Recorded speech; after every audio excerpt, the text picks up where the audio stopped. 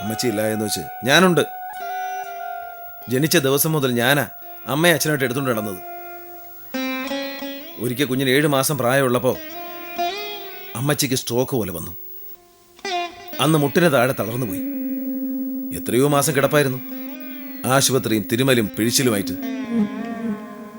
അന്നൊക്കെ കുഞ്ഞിനെ എടുത്തുകൊണ്ട് നടന്നത് ഞാനാ. അമ്മച്ചി ഇല്ലാത്ത ഒരു കുറവും കുഞ്ഞിന് തോന്നിയിട്ടില്ല. ഇപ്പോഴും അങ്ങനെ വിചാരിച്ചാൽ മതി. ഞാനുണ്ട് ഏത് കാര്യത്തിനും. ചില നേരത്തെ ഇയാളുടെ വർത്തമാനം കേട്ട എന്റെ കൺട്രോൾ പോവും. ഇയാൾക്ക് എങ്ങനെ ഇനി അമ്മയാവാൻ പറ്റുന്നത്? എടുത്തോണ്ട് നടന്നു പോലും, എന്നാ ഇപ്പോഴും എടുത്തോണ്ട് നടക്ക. മനുഷ്യനായ കുറച്ചൊക്കെ സെൻസ് വേണം. വേണ്ട, ഞാനൊന്നും പറയുന്നില്ല. പക്ഷെ പറഞ്ഞതിലൊരു കാര്യമുണ്ട്. അമ്മ പോയ സ്ഥിതിക്ക് എനിക്കിനി ഇയാളല്ലാതെ വേറെ ആരും സഹായത്തിനില്ല. ഈ നേരത്തെ ഈ വീട്ടിൽ ഇയാളും കൂടി ഉണ്ടെങ്കിൽ ഞാൻ എന്റെ ഒരു ലോൺലിനെസ് മറക്കും. ഞാൻ ഇവിടെ ഒന്ന് താമസിക്കാന്ന് പറഞ്ഞാൽ അത് ശരിയാവില്ല കുഞ്ഞെ. ആളുകൾ വെറുതെ ഓരോന്നൊക്കെ പറയും. തൽക്കാലം നമുക്കൊരു സെക്യൂരിറ്റി വെക്കാം, അതുപോരായോ? എന്റെ ലോൺലിനെസ്സിന് സെക്യൂരിറ്റി മതിയോ? ഇയാളിത് എവിടുത്തെ കോത്താഴ്ത്തുകാരനാ? എന്റെ വീച്ചേട്ടാ, ഇയാൾ എന്നെ കല്യാണം കഴിക്കുന്ന കാര്യമാണ് ഞാൻ പറഞ്ഞത്. ഇപ്പോഴാ എനിക്കൊരു ഹെൽപ്പിന്റെ ആവശ്യം. ഇനി അതങ്ങോട്ട് എപ്പോഴും വേണ്ടിവരും. ഇയാൾക്ക് എന്റെ കാര്യത്തിൽ വല്ല താല്പര്യം ഉണ്ടെങ്കിൽ കല്യാണം കഴിക്കണം, അത്ര തന്നെ. ദേ, അത് നമ്മൾ പണ്ടേ പറഞ്ഞു തീർത്ത സംഗതിയാ. വെറുതെ അതിനെ കുത്തിപ്പൊക്കൊണ്ട് വരല്ലേ കുഞ്ഞെ. എന്ത് പറഞ്ഞു തീർത്തെന്ന്? ഞാൻ അന്നും ഇന്നും അതേ നിലപാടിൽ തന്നെയാ. എനിക്ക് ഇയാൾ മതി. ഇത്രയൊക്കെ കാലേ വീണ് പറഞ്ഞിട്ടും അത് കേൾക്കാൻ ഇയാൾ തയ്യാറല്ലെങ്കിൽ വേണ്ട, എന്തേലും ആയിക്കോട്ടെ. എന്ന് പറഞ്ഞാൽ അമ്മച്ചിയുടെ ചിതയ്ക്ക് തീ കൊളുത്താൻ എന്നോട് പറഞ്ഞു എന്തിനാ? അതുകൊണ്ട് അത് അമ്മയുടെ ആത്മാവിന് ഇഷ്ടം, അതെനിക്കറിയാം. പണ്ടൊരു ദിവസം അമ്മ പറഞ്ഞിട്ടുമുണ്ട്. വല്യേട്ടനും കൊച്ചേട്ടനും എന്തോ കാര്യത്തിന് വഴക്കുണ്ടാക്കി പോയപ്പോ പറഞ്ഞു, ഞാൻ ചത്ത എന്റെ ശവത്തിൽ പോലും ഇവന്മാരെ കൊണ്ട് തൊടിയിക്കരുതെന്ന്. വിഷ്ണു കൊളുത്തിയാൽ മതി എന്റെ ചിതയെന്നും അമ്മ പറഞ്ഞു. പെട്ടെന്ന് ഞാൻ അതോർത്തു. അതിന്റെ അർത്ഥം അമ്മച്ചി എന്നെ മൂത്ത മകന്റെ സ്ഥാനത്ത് കണ്ടു എന്നുള്ളതാ. അമ്മച്ചിയെ പെറ്റമ്മയുടെ സ്ഥാനത്ത് കണ്ട ഞാൻ തീ കൊളുത്തിയത്. ഇപ്പൊ ബലിയിടുന്നത് അതുകൊണ്ടാ. അതുകൊണ്ട് ഇനി നമ്മൾ വേണ്ടാത്തൊന്നും ചിന്തിക്കാൻ പാടില്ല. അത് ശരിയല്ല മോളെ. ഇയാളെ പോലൊരു കിഴങ്ങൻ. എന്നാ പിന്നെ എനിക്ക് തോന്നുന്നത് പോലെ ആയിക്കോളാം. ഒരു കാര്യം ചെയ്യും, സെക്യൂരിറ്റിയെ വെക്കാം. അയാളും ഞാനും കൂടി ഇവിടെ സുഖമായിട്ട് കഴിഞ്ഞോളാം. ഇയാൾ ഇനി ഈ വീട്ടിലോട്ട് വരികയേ വേണ്ട. എന്റെ ആങ്ങളമാരുടെ സ്ഥാനത്താണല്ലോ. അവരാരും എന്നെ അന്വേഷിക്കാറുമില്ല, ഈ വീട്ടിലോട്ട് വരാറുമില്ല. ഇയാളും അവരെ പോലെ മതി. വെറുതെ ചൂടാവാതെ മോളെ, ഞാൻ പറയുന്ന കേക്ക്. ഒരുമാതിരി കുഞ്ഞുങ്ങളെ പോലെ തുടങ്ങിയാൽ എന്ത് ചെയ്യും? കുഞ്ഞിന് ലോൺലിനെസ് ഉണ്ടെന്ന് എനിക്കറിയാം. അതിന് സെക്യൂരിറ്റി പോരാന്നും എനിക്കറിയാം. അത് കുഞ്ഞിനും അറിയാം. അതുകൊണ്ട് ഞാൻ പറയുന്നത് ശ്രദ്ധിച്ച് കേൾക്കണം. ഇപ്പോഴാണ് ഒരു കല്യാണത്തെക്കുറിച്ച് ചിന്തിക്കേണ്ട സമയം. ഇപ്പോഴാണേ നല്ലൊരു ബന്ധം കിട്ടാൻ പ്രയാസമില്ല. കാരണം വൈകുണ്ഠം കൺസ്ട്രക്ഷൻ നല്ല നിലയിൽ പോകുന്നു. ഇതൊക്കെ ഈ ഒരു പെങ്കൊച്ചിന്റെ മെടുക്കാണെന്ന് നാട്ടുകാർ സമ്മതിച്ചു തരികയും ചെയ്യും. ഓ, എന്തൊരു എളിമ! ഇയാളിങ്ങനെ വലിയ നല്ല കുഞ്ഞ് ചമയുമ്പോഴാ എനിക്ക് ദേഷ്യം വരുന്നത്. കണ്ടോ, ഞാൻ എന്തു പറഞ്ഞാലും ഇങ്ങനെ പറയാൻ തുടങ്ങിയാൽ ഞാൻ ഇനി ഒന്നും പറയത്തില്ല. പറയണ്ട, അതാ നല്ലത്. അങ്ങനെ പറഞ്ഞ് സത്യങ്ങളിൽ നിന്ന് ഒളിച്ചോടിപ്പാൻ പറ്റത്തില്ലല്ലോ. ഞാൻ പറയട്ടെ, കുഞ്ഞൊരു കല്യാണം കഴിക്കണം. നല്ല ആലോചനകൾ ഞാൻ കൊണ്ടുവരാം. പിന്നൊരു കാലത്ത് വല്ലാത്ത ഏകാന്തത തോന്നുമ്പോൾ അന്ന് നല്ല ആലോചനകൾ വന്നില്ലെന്ന് വരും. ഇപ്പൊ തന്നെ ഒരുപാട് വൈകി. ഇങ്ങനെ വെച്ച് താമസിപ്പിച്ചാൽ അല്ല, ഇനി എപ്പോഴാ കല്യാണം കഴിക്കുന്നേ? വയസ്സങ്ങ് പൊയ്ക്കൊണ്ടിരിക്കുക. അപ്പൊ ഇയാളോ? ഇയാൾക്കും വയസ്സ് പൊയ്ക്കൊണ്ടിരിക്കല്ലേ? എന്റെ കാര്യം വിട്. ഞാൻ കല്യാണം കഴിക്കുന്നില്ല തീരുമാനിച്ചതാ.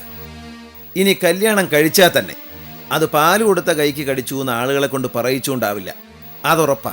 ഓ, വലിയ ഉപകാരം. വീച്ചേട്ടന്റെ ഇഷ്ടം തന്നെ നടക്കട്ടെ.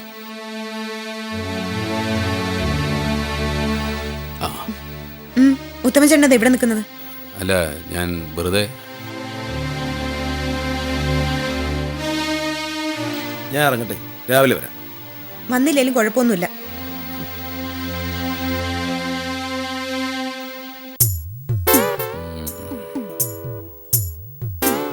ഷടാ, ഇതങ്ങനെ വിട്ടാൽ പറ്റില്ലല്ലോ.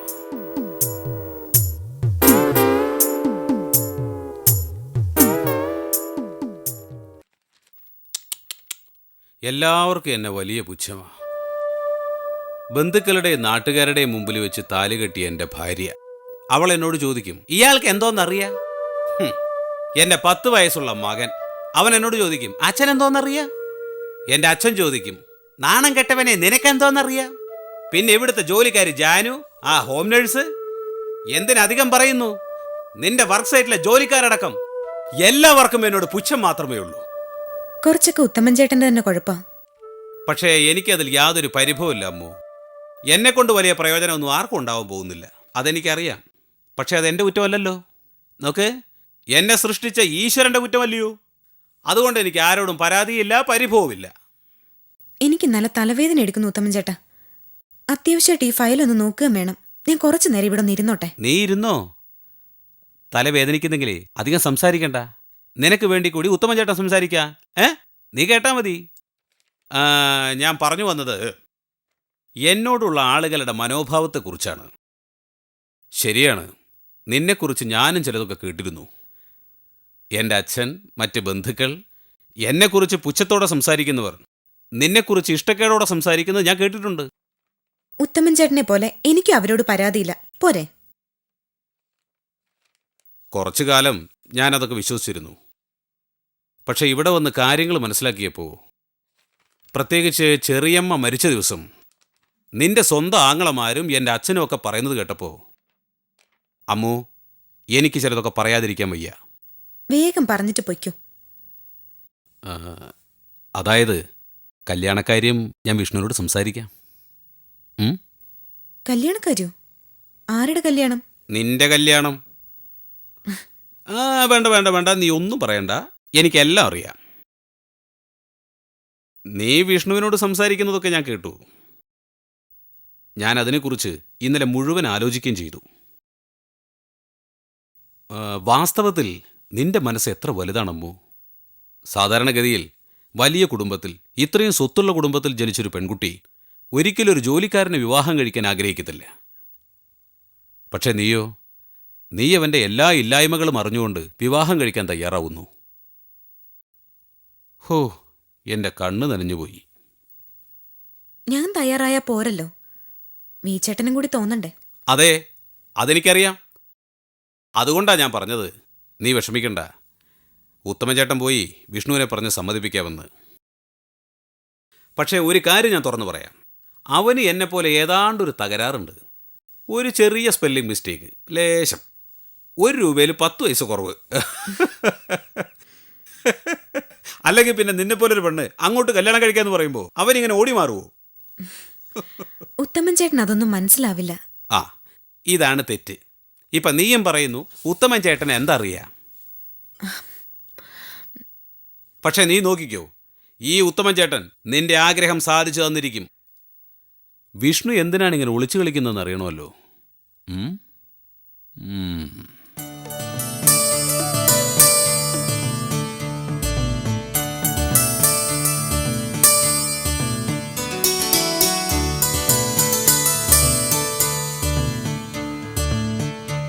എത്ര ജോലിക്കാരുണ്ട്, ആർക്കും ഒരു ശ്രദ്ധയില്ല. മാറാല പറ്റിയിരുന്ന തട്ടിക്കളയ പോലുമില്ല. അങ്ങനെ ഒഴിഞ്ഞു മാറാൻ നോക്കണ്ട മിസ്റ്റർ വിഷ്ണു. എനിക്കൊരു ഉത്തരം കിട്ടിയേ പറ്റൂ. എന്തുകൊണ്ടാണ് നിങ്ങൾ ഈ വിവാഹത്തിന് സമ്മതിക്കാത്തതെന്ന് എനിക്കറിയണം. അമ്മൂന് എന്താണൊരു കുറവ്? സൗന്ദര്യമില്ലേ? പണമില്ലേ? സ്വഭാവശുദ്ധിയില്ലേ? പിന്നെ നിങ്ങളോട് സ്നേഹമില്ലേ? ഉത്തമൻ അതൊന്നും മനസ്സിലാവില്ല. പിന്നെ എല്ലാവരും ഇതന്നെ പറയുന്നു. പക്ഷെ വിഷ്ണു, എനിക്ക് മനസ്സിലാവും. എങ്ങനെ? നിങ്ങൾ പറഞ്ഞു തരുമ്പോൾ. അല്ലാതെ ഞാനെങ്ങനെ മനസ്സിലാക്കും? എനിക്കൊരു കാര്യമേ പറയാനുള്ളൂ. ഞാൻ അമ്മുവിൻ്റെ ആങ്ങളെയാണ്. എനിക്ക് അവളുടെ കാര്യത്തിൽ ചില ഉത്തരവാദിത്തങ്ങളുണ്ട്. നിങ്ങൾ തമ്മിൽ സംസാരിച്ചതൊക്കെ ഞാൻ കേട്ടു. എനിക്കെല്ലാം മനസ്സിലായി. എനിക്കിനി ഒരു കാര്യമേ പറയാനുള്ളൂ, എത്രയും വേഗം കല്യാണം നടത്തണം. അത് നടക്കില്ല ഉത്തമ, ഞാൻ തയ്യാറല്ല. എന്തുകൊണ്ട്? അതാണ് ഞാൻ ചോദിക്കുന്നത്. അമ്മച്ചി മരിച്ചപ്പോൾ ആരാ ചിതയ്ക്ക് തീ കൊളുത്തിയത്? അത് വിഷ്ണു തന്നെ. അതുകൊണ്ടെന്തുവാ? അതുകൊണ്ടൊന്നുമില്ലേ. അമ്മച്ചിയുടെ 2 മക്കൾക്ക് പകരമാ ഞാൻ തീ കൊളുത്തിയത്. അതോടെ അമ്മച്ചിയുടെ മൂത്ത മകന്റെ സ്ഥാനമായി എനിക്ക്. അതിലൊന്നും കാര്യമില്ല വിഷ്ണു. അമ്മായിയമ്മയെ സംബന്ധിച്ചിടത്തോളം മരുമകൻ മകന്റെ സ്ഥാനത്താണ്. അപ്പൊ അമ്മയുടെ അന്ത്യകർമ്മം ചെയ്യേണ്ടത് മരുമകനാ. അതല്ല ഉത്തമ, ഞാൻ അവളെ കുഞ്ഞുനാൾ മുതൽ എടുത്തുകൊണ്ട് കിടന്ന് വളർത്തി. അവളെ എനിക്ക് എന്നും കുഞ്ഞേന്ന് വിളിക്കാനേ പറ്റൂ, അല്ലേ മോളേന്ന്. എനിക്ക് അവളോടുള്ളത് അച്ഛനമ്മമാർക്ക് മക്കളോട് തോന്നുന്ന വാത്സല്യം. അത് മായ്ച്ചു കളയാൻ പറ്റില്ല. പക്ഷേ അവൾ വിഷ്ണുവിനെ സ്നേഹിക്കുന്നുണ്ട്. അതേത് പൊട്ടക്കണ്ണനും അറിയാം. അത്രയും സ്നേഹിക്കുന്ന വിഷ്ണു ചെയ്യേണ്ടത് അവളുടെ സന്തോഷം നടത്തി കൊടുക്കല്ലയോ? അത് ശരിയാ. പക്ഷെ ഞാൻ ആലോചിച്ചപ്പോ എന്നെക്കാൾ യോഗ്യനായ ഒരാൾ വേണം അമ്മക്കുഞ്ഞിനെ കല്യാണം കഴിക്കാൻ. അത് ഏത് അച്ഛനും അമ്മയ്ക്കും തോന്നുന്ന ആഗ്രഹം. എന്നെക്കാൾ നല്ലൊരാൾ. പഠിപ്പ് വേണം, കുടുംബമഹിമ വേണം, യോഗ്യത വേണം. അല്ലാതെ അമ്മക്കുഞ്ഞിനെ കല്യാണം കഴിച്ച് ഞങ്ങളുടെ പൊട്ട വീട്ടിലേക്ക് കൊണ്ടുപോകാൻ, ഹേയ്, അത് ശരിയല്ല. എനിക്കത് ആലോചിക്കാൻ പോലും വയ്യ. അവൾക്കതൊന്നും പ്രശ്നമല്ലെങ്കിലോ? അതൊക്കെ ഇപ്പോഴത്തെ രക്തത്തിളപ്പിന് തോന്നുക. ഞാൻ അങ്ങനെ ചെയ്താൽ നാട്ടുകാർ ചിരിക്കും. രവി സാറിന്റെ അമ്മച്ചിയുടെ ആത്മാവ് എന്നെ ശപിക്കും. എനിക്കത് ഉറപ്പാ. എനിക്കങ്ങനെ തോന്നുന്നില്ല. പക്ഷെ എനിക്കതറിയാം. അവരൊരിക്കലും ഞാൻ അമ്മക്കുഞ്ഞിനെ വിവാഹം കഴിക്കണമെന്ന് ആഗ്രഹിച്ചിട്ടില്ല. ഉണ്ടായിരുന്നെങ്കിൽ അവരത് പറഞ്ഞേനെ. അവരുടെ മനസ്സിൽ അമ്മൂനെ വൈകുണ്ഠത്തെക്കാൾ നല്ലൊരു കുടുംബത്തിൽ IAS മറ്റോ പാസ്സായ ഒരാളെ ഏൽപ്പിക്കണമെന്നായിരുന്നു ആഗ്രഹം, അല്ലേ? ആ, അത് ചിലപ്പോഴെന്നല്ല, അങ്ങനെയായിരുന്നു. അവർക്ക് ആഗ്രഹമില്ലായിരുന്നൊരു കാര്യം ഞാൻ ചെയ്യില്ല. അവരെ മകളെ അവരാഗ്രഹിച്ച പോലെ പദവിയിലെത്തിക്കണം. അതിനെന്നെ കൊണ്ട് ചെയ്യാൻ പറ്റുന്നതൊക്കെ ചെയ്യുക. അതേ എൻ്റെ മനസ്സിലുള്ളൂ. അതല്ലേ എൻ്റെ ശരി എന്ന് ചോദിക്കുമ്പോ അതെ, അതാണ് അതിൻ്റെ ശരി. വിഷ്ണു പറഞ്ഞപ്പോ എനിക്കെല്ലാം മനസ്സിലായി. ശരിയാ, വിഷ്ണു പറയുന്നതിൽ കാര്യമുണ്ട്. അമ്മ കുഞ്ഞ് എൻ്റെ ഉത്തമൻ്റെ ഉത്തരവാദിത്വമാണ്. നമുക്ക് കഴിയുന്ന പോലെ സഹായിക്കണം. സഹായിച്ചില്ലെങ്കിലും ഉപദ്രവിക്കരുത്. അതാ പ്രധാനം. നോക്കിക്കേ, പശുവിനെ നോക്കാൻ വന്നവൻ കുടുംബത്തിലെ കാരണവരായി എന്ന് നാട്ടുകാർ പറയും. സോറി വിഷ്ണു, ഇതൊന്നും ഞാൻ നേരത്തെ മനസ്സിലാക്കിയില്ല. ഇപ്പോഴെനിക്ക് മനസ്സിലായത്. വിഷ്ണുവിന് ഒരു വലിയ മനസ്സുണ്ട്. അന്നൊരു ദിവസം ഞാൻ ചോദിച്ചു, ഞാനാണോ വിഷ്ണുവാണോ ഇവിടെ മുകളിലെന്ന്. ഇപ്പം ഞാൻ പറയുന്നു, വിഷ്ണു തന്നെ മുകളിൽ, ഞാനിങ്ങ് താഴെ, എത്രയോ താഴെ.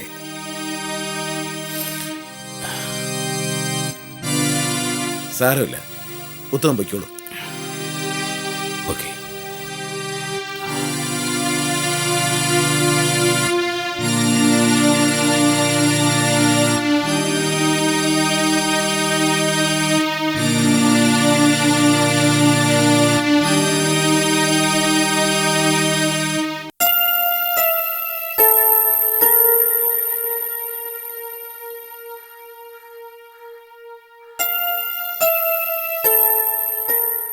എനിക്കെല്ലാം മനസ്സിലായി. നീ വിചാരിച്ചതും ചിന്തിച്ചതും ആശിച്ചതും ഒക്കെ തെറ്റാണമ്മൂ. അതൊക്കെ മനസ്സിൽ നിന്ന് കളയണം. ഉത്തമൻ ചേട്ടൻ എന്താ വട്ടുപിടിച്ചോ? എനിക്ക് വട്ടമൊന്നുമില്ല. ഞാൻ വിഷ്ണുവിനെ കണ്ടു, സംസാരിച്ചു, എല്ലാം മനസ്സിലാക്കി. എൻ്റെ പൊന്നു കൊച്ചെ, അയാളുടെ മനസ്സിൽ അങ്ങനെ ഒരു വിചാരമേ ഇല്ല. വിഷ്ണു പറയുന്നത് അതിൻ്റെ ശരി. അമ്മുവിന് കുറച്ചുകൂടെ നല്ല ബന്ധം കിട്ടും. മാത്രമല്ല, കൊച്ചച്ഛനും ചെറിയമ്മയ്ക്കും ഒരിക്കലും ഇങ്ങനൊരാഗ്രഹം മനസ്സിലില്ലായിരുന്നു താനും. വൈകുണ്ഠത്തെ കൊച്ചിനെ അവിടുത്തെ ജോലിക്കാരൻ കല്യാണം കഴിക്കാന്ന് പറഞ്ഞാ, ഛേ, അത് കുടുംബത്തിനാകെ മാനക്കേടാ. അത്രേ ഉള്ളൂ. ഉത്തമൻ ചേട്ടന്റെ വരവ് കണ്ട് ഞാൻ പേടിച്ചുപോയി. ആ, അത്രേ ഉള്ളൂ. ഞാൻ കുറച്ച് വികാരാധീനനായി പോയതുകൊണ്ടാ. നീ ഞാൻ പറഞ്ഞത് മനസ്സിലാക്കണം. എനിക്ക് മനസ്സിലായി. ഉത്തമൻ ചേട്ടൻ കൂടുതലൊന്നും പറയണ്ട. ഇനി നീയും കൂടുതലൊന്നും പറയണ്ട. ഞാനും വിഷ്ണുവും കൂടി നിനക്ക് കല്യാണം ആലോചിക്കും, തീരുമാനിക്കും. ഇതെന്റെ ഉത്തരവാദിത്തമാ. അതങ്ങ് അനുസരിച്ചാ മതി. ആഹാ.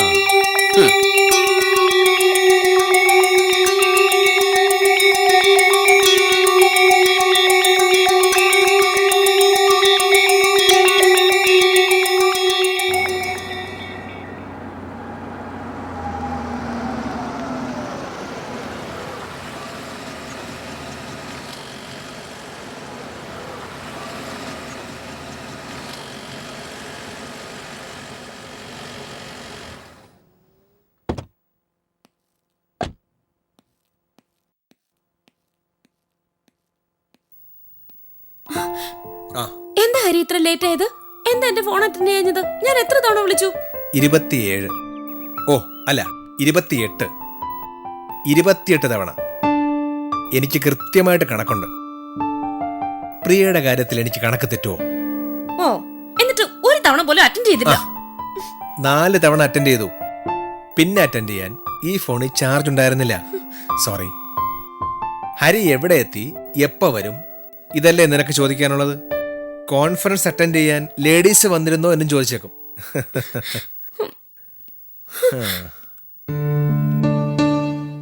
എന്നാലും ഞാൻ പേടിച്ചു. You are so cruel. നീ കുറച്ചൊന്ന് പേടിക്കട്ടെ എന്ന് ഞാനും കരുതി. ഭാര്യമാരെ പേടിക്കുന്നത് ഭർത്താക്കന്മാർക്ക് വലിയ ഇഷ്ടാ. അതാണ് സ്നേഹത്തിന്റെ അളവുകോൽ, അറിയാവോ? ഓ വേണ്ട, വാചകോടിയൊന്നും വേണ്ട. ഓ, എനിക്കെന്താ കൊണ്ടുവന്നേ അത് കേക്കട്ടെ. ഹോങ്കോങ്ങിൽ കിട്ടാവുന്ന എല്ലാം കൊണ്ടുവന്നു. എന്താ പോരെ? നോക്കട്ടെ എന്നോട് എത്ര സ്നേഹമുണ്ടെന്ന്. ഹ. നിന്നോടുള്ള സ്നേഹം പെട്ടിയുടെ തൂക്കത്തിലാണോ? അല്ല, ഹൃദയത്തിന്റെ തൂക്കത്തിലാണ്. ഏതായാലും ഇപ്രാവശ്യം ഞാൻ ബൊമ്മകളൊന്നും കൊണ്ടുവന്നിട്ടില്ല. അതുകൊണ്ട് എനിക്ക് നിന്നോടുള്ള സ്നേഹം കുറഞ്ഞെന്ന് പറഞ്ഞാലും പരാതിയില്ല. ഈ ഹരിയോട് വാദിച്ചു ജയിക്കാൻ ആർക്കും പറ്റില്ല. ഓ ആ ഹരി എത്തിയോ? ആ ഡാഡി. നമ്മുടെ വൈകുണ്ഠം കൺസ്ട്രക്ഷൻസിലെ രവീന്ദ്രനാഥിന്റെ ഭാര്യ പത്മാവതി അമ്മ മരിച്ചുപോയി. അയ്യോ, എപ്പോ? 2 ദിവസമായി. ഞാൻ പത്രത്തിൽ കണ്ടതാ. പോകണമെന്നുണ്ടായിരുന്നെങ്കിലും പോകാൻ പറ്റിയില്ല. നീ ഏതായാലും ഒന്ന് പോകുന്നതാ നല്ലത്. ഞാനിപ്പോ തന്നെ പോവാം. ഇപ്പോഴോ? ഇപ്പൊ തന്നെ പോണോ? പിന്നെ ഇപ്പൊ തന്നെ ലേറ്റായി. മരണം നടന്ന 2 ദിവസമായെന്ന് പറയുമ്പോ ഇപ്പൊ തന്നെ പോയിട്ട് വന്നാൽ ആ കടമ അങ്ങ് തീരും. എന്റെ കടമയാ ഹരിക്ക്. ഇത്രയും ദിവസം മാറി നിന്നിട്ട് വന്ന് കയറിയതേ ഉള്ളൂ. ആ നേരത്ത് എന്റെ കൂടെ കുറച്ച് സമയം ഇരിക്കണമെന്നല്ല ഹരിക്ക്. മരണം അന്വേഷിച്ച് പോണോന്നാ. അല്ലെങ്കിൽ തന്നെ മരണം നടന്നിട്ട് 2 ദിവസമായി. ഇനിയിപ്പൊ എപ്പ പോയാലെന്താ? പ്രിയ, എനിക്ക് നിന്നോട് തർക്കിക്കാൻ വയ്യ. ഇതറിഞ്ഞ സ്ഥിതിക്ക് എനിക്കൊന്ന് പോയേ തീരൂ. Please try to understand. Understand what? That you give more importance to her. എന്റെ പൊന്നുമോളെ, നീ ഇത്ര സില്ലി ആകരുത്. അവൻ പോയിട്ട് വരട്ടെ. ഇപ്പൊ പോണ്ട. ഹരിക്ക് എന്നോട് കുറച്ചെങ്കിലും ഇഷ്ടമുണ്ടെങ്കിൽ ഇപ്പൊ പോണ്ട. പിന്നെ എപ്പോ പോണം? ഇന്ന് വൈകിട്ട് അല്ലെങ്കിൽ നാളെ വൈകിട്ട്. ഇന്ന് വൈകിട്ട് ഞാൻ നമ്മളൊന്നിച്ച് ഫിലിമിന് പോകാൻ ടിക്കറ്റ് ബുക്ക് ചെയ്തിട്ടുണ്ട്. ഷാലെ ക്യാൻസൽ ഇറ്റ്? വേണ്ട. പിന്നെ നാളെ വൈകിട്ട് എനിക്ക് ഓഫീസിൽ കുറച്ച് തിരക്കുള്ള ദിവസമാണ്. നാളെ മിക്കവാറും 7 മണി കഴിഞ്ഞ് ഞാൻ വരാൻ. എന്നാ പിന്നെ മറ്റന്നാൾ. സി പ്രിയ, എനിക്കിപ്പോഴാണ് പോകാൻ സൗകര്യം. ഇന്നിനി ഏത് സമയത്തായാലും ഇത് കഴിഞ്ഞുള്ള ഏത് ദിവസമായാലും എനിക്ക് ഒരുപാട് അപ്പോയിന്റ്മെന്റ്സ് ഉണ്ട്. I may not be able to go. അല്ലെങ്കിലും മരണം അന്വേഷിച്ച് പോകേണ്ടത് നമുക്ക് സൗകര്യമുള്ളപ്പോഴല്ല. അപ്പൊ ശരി, ഞാൻ പോയിട്ട് വരാം. ഉം. സുന്ദര, എന്റെ സൂട്ട് കേസ് ഡിക്കി നേരത്തെ ബെഡ്റൂമിൽ കൊണ്ടുവക്ക്. മോള് പോയി പെട്ടി തുറന്ന് ഞാൻ കൊണ്ടുവന്നൊക്കെ ഇഷ്ടപ്പെട്ടോ എന്ന് നോക്ക്. ഇതെ പിടിച്ചേ, പിടിക്ക്. ആ